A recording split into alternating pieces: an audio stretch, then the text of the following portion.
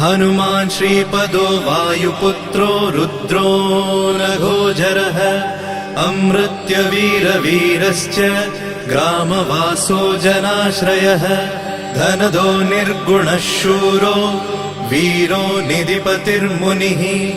पिङ्गाक्षो वरदो वाग्मी सीताशोकविनाशकः